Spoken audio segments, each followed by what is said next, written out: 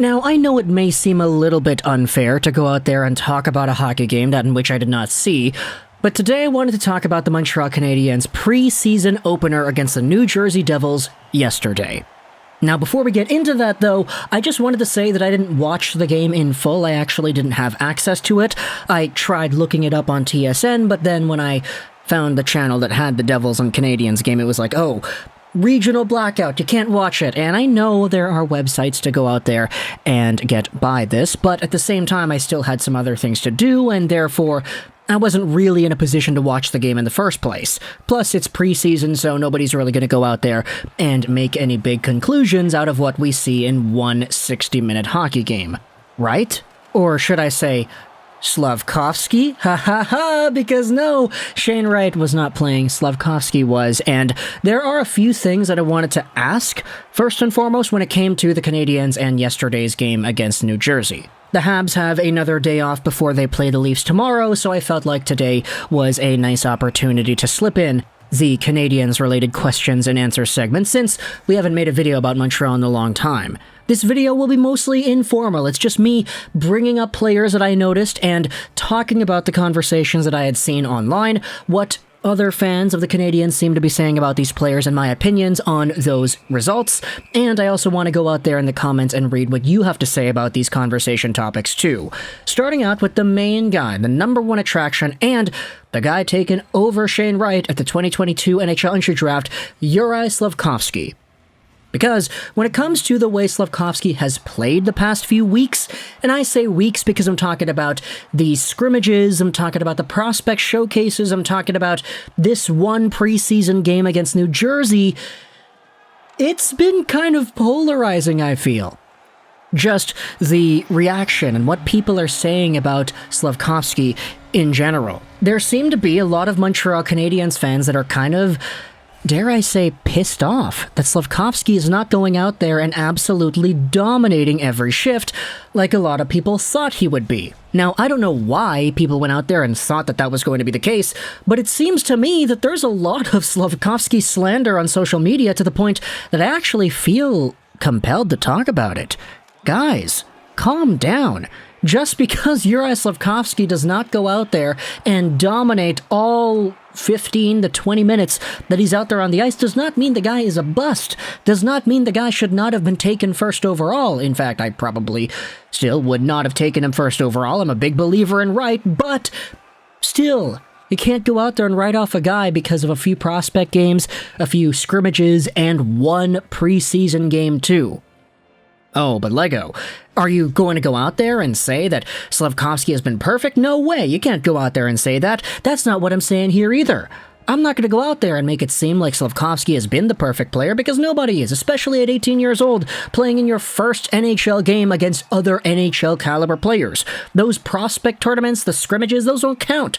This is the first time he's actually suited up in that jersey with the RBC patch and played an official game. We'll wait a little bit longer before making our assessments on Slavkovsky and then trying to map out where he can go with his development. Because that's all this is. It's development. He's gonna go out there and work to become a better player. He's not gonna be amazing right off the bat. And just based off of the limited clips that I did see, again, I didn't watch the game in full, but the way some people are talking about this guy, it makes him seem like, I don't know, he's an $8-9 million prime 27-year-old guy that's going out there getting no points in 60 games. People are exaggerating how bad JURAJ SLAFKOVSKY has been the past few weeks, and it's kind of pissing me off. Like, I'm not even the biggest guy to go out there and say that he is doing amazing, but come on, just be patient. Give the guy some time to adjust to NHL ice, to adjust to NHL systems, and adjust to the speed and pace of the game at the top level in the world. Sure, would it have been nice to see the sniping ability and the control that we had seen with Slavkovsky in other international tournaments? Hell yeah, it would have been nice, but just because we don't see that in the first preseason game does not mean that he is a bust. At the very least, we did have ourselves some positives in his game and that he was actually able to keep up. There were some moments where you saw him doing his best to drive the play forward, and it's just going to take a while before these results start to come in the way that you would expect a first overall caliber player to get. There was always a much bigger let's just say, wild card element to Slafkovsky and his NHL readiness right away, comparative to other first overall picks that we had seen in the past. And heck, even go to the past guys, Lafreniere, Owen Power, Jack Hughes. None of these guys were immediate, big-time NHL point scorers right away in their first year. Owen Power didn't even play in the NHL right away. Not everybody can be Connor McDavid, not everybody can be Austin Matthews, so if a guy comes into the NHL first overall like Slafkovsky is and he's not the Messiah, then please, just calm down. Now, with that being established, I wanted to go over a guy that actually did go out there and produce pretty okay on the score sheet against New Jersey. It is Cole Caufield. And Caufield, I mean, he just did one of the Caufield things that he does. He gives the pass off to the D-man on the power play. Caufield slides over to the left face-off circle in the Ovi spot.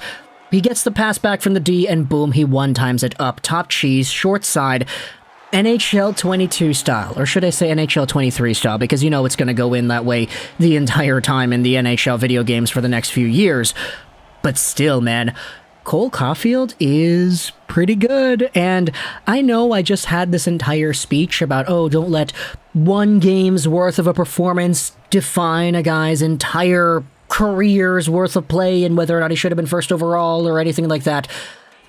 And it might seem a bit hypocritical to go out there and say, yeah, you know, for Cole Caufield, this one goal, I want him to score that as many times as he can in this season's worth of play, because boy, oh boy, he is talented. He is good. And playing on a line with Owen Beck and seeing what he was able to do, I mean, that sounds like a pretty good future plan in the long term, doesn't it? Now, I know Suzuki is going to be the long-term first center, but Owen Beck is a guy that I definitely do want to give some chops out to as well, because we did talk about him in a video a few days ago, and it seems like a lot of Canadiens fans have started to catch on to the greatness that is Owen Beck and his overall performance, so good on him.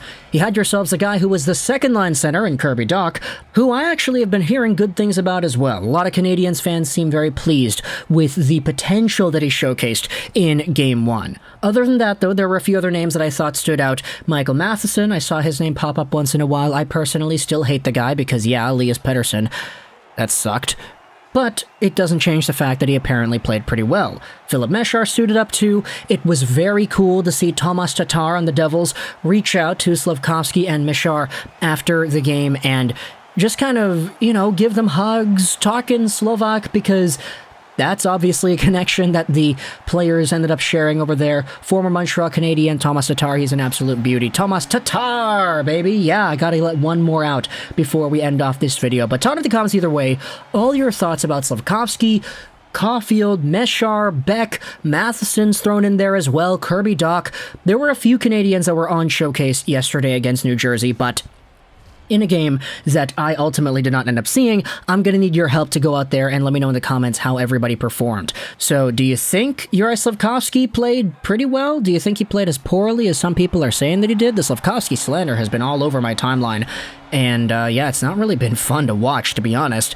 How do you think Kirby Dach did? How do you think Philip Mesar did? How do you like Cole Caufield and the goal that he was able to score? What do you think about the disallowed goal that we also saw from, I believe it was Pizzetta? I'm not too sure. Again, I didn't watch the game, so yeah, I'm kind of out of it, to be completely honest. But talk in the comments either way all your thoughts about the Canadiens and the Devils. I hope you enjoyed this JURAJ SLAFKOVSKY, and bye.